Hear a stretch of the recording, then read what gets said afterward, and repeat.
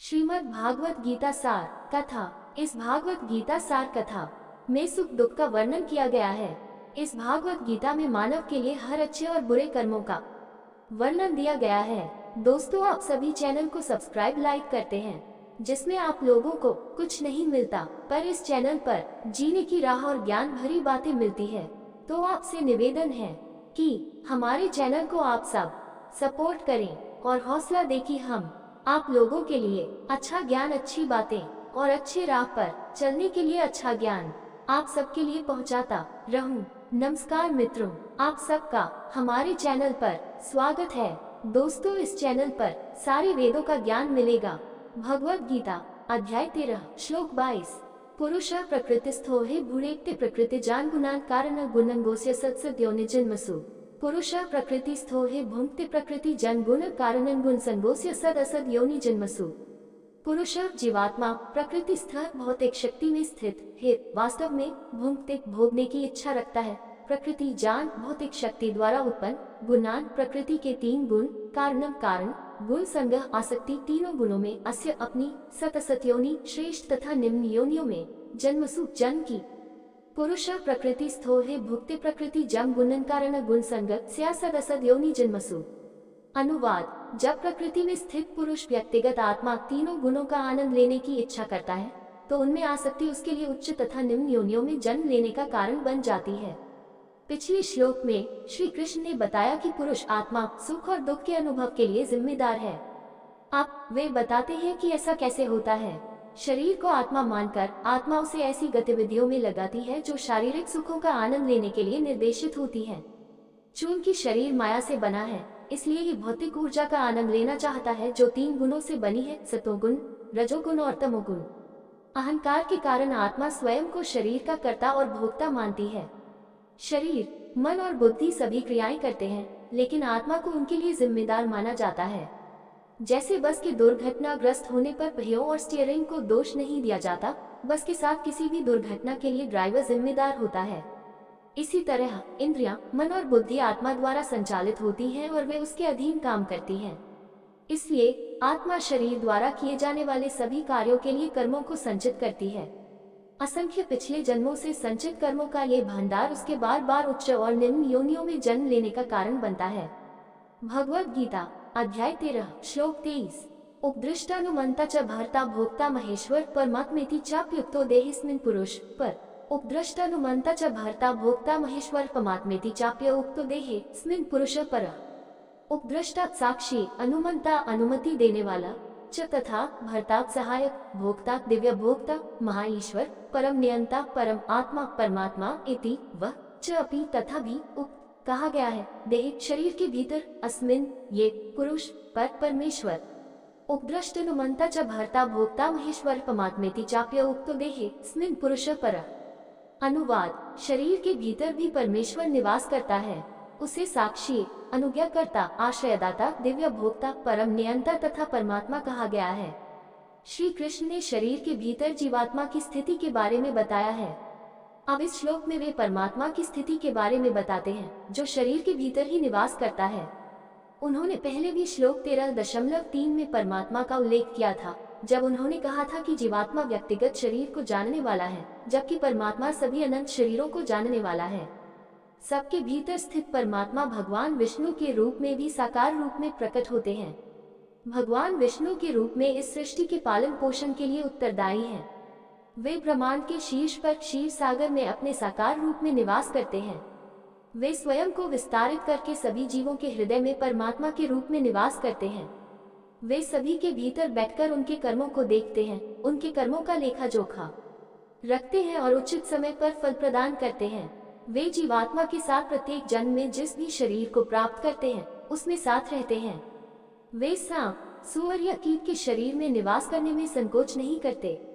मुंडकोपनिषद में कहा गया है, द्वा सुपर्णा संयुजा सखाया समान वृक्ष परिश स्विजते तयोरय्य पिप्पलम स्वादवत्य नाशनन्यो अभिचक्षति समाने वृक्षे पुरुषो निमग्नो निशाया शोचति मुह्यमान जुष्टा यदा पश्यत्यान्यामीश मस्य महिमानमिति विच्रोक 3.1.1 योजक चिन्ह 2।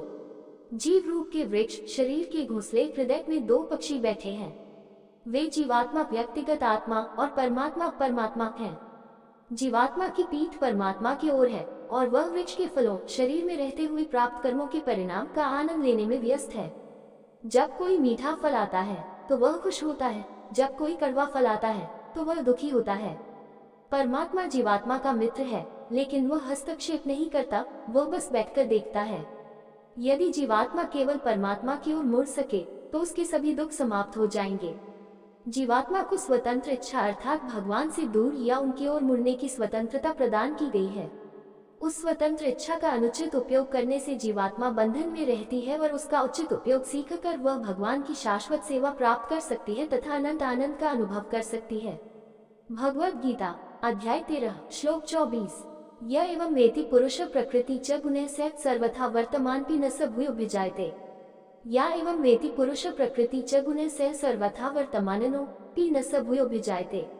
यह जो एवं इस प्रकार वेति समझते हैं, पुरुषम पुरुष, प्रकृति भौतिक प्रकृति को, च तथा गुण प्रकृति के तीनों गुणों को, सह सहित, सर्वथा सब प्रकार से, वर्तमाना स्थित, अपि यद्यपि, न नहीं, सह वे, भूय फिर, अभिजायते जन्म लेते हैं। या एवं वेति पुरुष प्रकृति च गुणैः सह सर्वथा वर्तमानोऽपि न स भूयो भिजायते।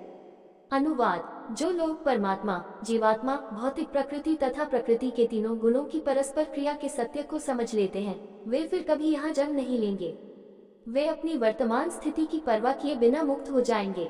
अज्ञानता ने आत्मा को उसकी वर्तमान दुर्दशा में पहुंचा दिया है। ईश्वर के एक छोटे से अंश के रूप में अपनी आध्यात्मिक पहचान को भूलकर वह भौतिक चेतना में गिर गई है।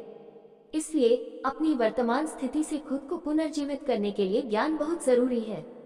श्वेताश्वतर उपनिषद में भी यही बात कही गई है। संयुक्तमितक्षर अक्षर च व्यक्तव्यक्तम भारते विश्वमीशा अनिशश्चात्मा बध्यते भोक्ति भवा ज्ञानत्व देव मुच्यते सर्वपाशः 1.8। सृष्टि में 3 सत्ताएं हैं, निरंतर परिवर्तनशील भौतिक प्रकृति, अपरिवर्तनीय आत्माएं तथा दोनों का स्वामी जो परमेश्वर है। इन सत्ताओं के बारे में अज्ञानता आत्मा के बंधन का कारण है, जबकि इनका ज्ञान उसे माया के बंधनों को तोड़ने में सहायता करता है। श्री कृष्ण जिस ज्ञान की बात कर रहे हैं वह केवल किताबी जानकारी नहीं है, बल्कि वह ज्ञान है। ज्ञान की प्राप्ति तब होती है जब हम पहले गुरु और शास्त्रों से तीनों सत्ताओं का सैद्धांतिक ज्ञान प्राप्त करते हैं और फिर उसके अनुसार आध्यात्मिक अभ्यास में लग जाते हैं। श्री कृष्ण अब अगले श्लोक में इनमें से कुछ आध्यात्मिक अभ्यासों के बारे में बात करते हैं। भगवद गीता अध्याय 13 श्लोक 25 ध्यानेनात्मनि पश्यन्ति केचिदात्मानमात्मना अन्ये सांख्येन योगेन कर्मयोगेन चापरे। ध्यानेनात्मनि पश्यन्ति केचिद आत्मान आत्मान अन्ये सांख्येन योगेन कर्म योगेन चापरे। ध्यान के द्वारा आत्मानी अपने हृदय में, पश्यन्ति अनुभव करना, केचित कुछ को, आत्मनम परमात्मा को, आत्माना मन से, अन्य को, सांख्येन ज्ञान के अनुशीलन से, योगेन योग पद्धति से, कर्मयोगेन कर्म मार्ग से ईश्वर से मिलन, च तथा अपारे अन्य को। ध्यानेनात्मनि पश्यन्ति केचिद आत्मान आत्मान्य सांख्येन योगेन कर्म योगेन चापरे।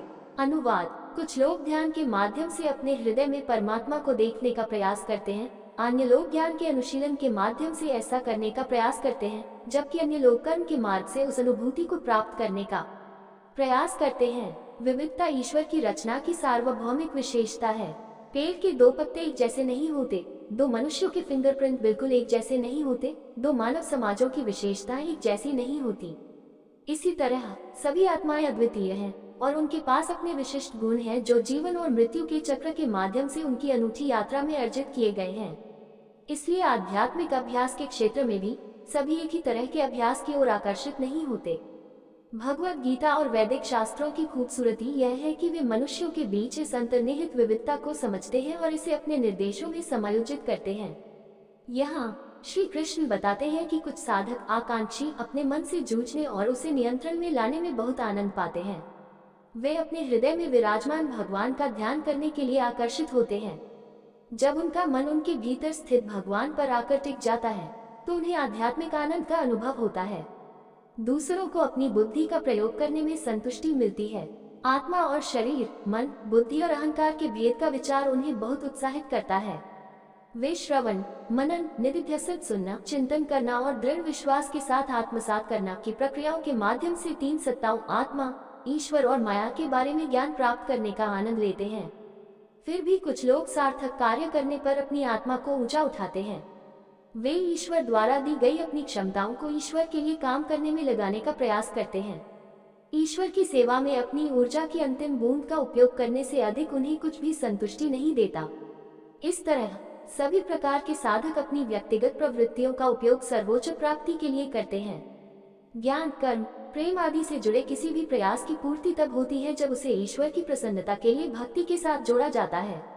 श्रीमद्भागवतम में कहा गया है, सा विद्या तन्मतिर यह 4.29.49।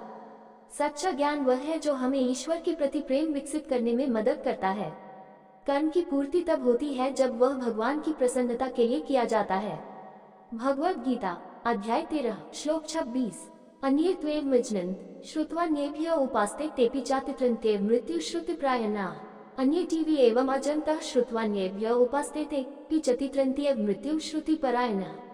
अन्य दूसरे तो फिर भी एवं इस प्रकार अजानन्तः जो आध्यात्मिक मार्गों से अनभिज्ञ हैं, श्रुत्वा सुनकर अन्येभ्यः दूसरों से उपास्ते पूजन करने लगते हैं, ते वे अपि भी च तथा अतिरंती पार हो जाते हैं, यहाँ तक कि मृत्यु को भी श्रुति परायणा संतों से श्रवण की भक्ति। अन्य टीवी एवं अजनन्तः श्रुत्वान्येभ्यः उपास्ते तेपि चातित्रन्त्येव मृत्यु श्रुति परायणः। अनुवाद, अभी भी कुछ ऐसे लोग हैं जो इन आध्यात्मिक मार्गों से अनभिज्ञ हैं, लेकिन वे दूसरों से सुनते हैं और परम भगवान की पूजा करना शुरू करते हैं। संतों से सुनने की ऐसी भक्ति से वे भी धीरे धीरे जन्म और मृत्यु के सागर को पार कर सकते हैं। कुछ लोग ऐसे भी हैं जो साधना के तरीकों से अनभिज्ञ हैं, लेकिन किसी तरह वे दूसरों के जरिए ज्ञान सुनते हैं और फिर आध्यात्मिक मार्ग की ओर आकर्षित होते हैं। दरअसल अध्यात्म की ओर आने वाले ज्यादातर लोगों के साथ ऐसा ही होता है। उन्हें आध्यात्मिक ज्ञान की कोई औपचारिक शिक्षा नहीं मिली थी, लेकिन किसी तरह उन्हें इसके बारे में सुनने या पढ़ने का मौका मिला। फिर भगवान की भक्ति में उनकी रुचि विकसित हुई और उन्होंने अपनी यात्रा शुरू कर दी। वैदिक परंपरा में आध्यात्मिक उन्नति के लिए संतों की वाणी को एक शक्तिशाली साधन के रूप में अत्यधिक महत्व दिया गया है। श्रीमद्भागवत में राजा परीक्षित ने सुखदेव से प्रश्न पूछा, हम अपने हृदय में वासना, क्रोध, लोभ, ईर्ष्या, घृणा आदि अवांछनीय तत्वों को कैसे शुद्ध कर सकते हैं? सुखदेव ने उत्तर दिया, श्रीनिवतां स्वकथां कृष्ण पुण्य श्रवण कीर्तन हृदय अंतस्थो ह्य भद्राणि विधुनोति सुहृद शतम भागवत 1.2.17। परीक्षित, केवल भगवान के दिव्य नाम, रूप, लीला, गुण, धाम और महत्व का वर्णन किसी संत से सुनो। इससे हृदय में अनंत जन्मों की अवांछित गंदगी स्वतः ही साफ हो जाएगी। जब हम उचित स्रोत से सुनते हैं तो हम आध्यात्मिकता का प्रामाणिक ज्ञान प्राप्त करते हैं। इसके अलावा जिस संत से हम सुनते हैं उनकी गहरी आस्था हमारे भीतर प्रवाहित होने लगती है। संतों से सुनना आध्यात्मिक सत्यों में हमारी आस्था को मजबूत करने का सबसे आसान तरीका है। इसके अलावा आध्यात्मिक गतिविधि के लिए संत का उत्साह भी हमारे अंदर समाहित होता है। भक्ति के प्रति उत्साह वह शक्ति प्रदान करता है जो साधक को भौतिक चेतना की जड़ता को दूर करने और साधना के मार्ग में आने वाली बाधाओं को काटने में सक्षम बनाता है। हृदय में उत्साह और विश्वास ही वह आधारशिला है जिस पर भक्ति का महल खड़ा है। दोस्तों, आपसे निवेदन है कि हमारे चैनल को आप लोग सपोर्ट करें। वीडियो अच्छा लगा हो तो लाइक, शेयर, सब्सक्राइब जरूर करें। धन्यवाद।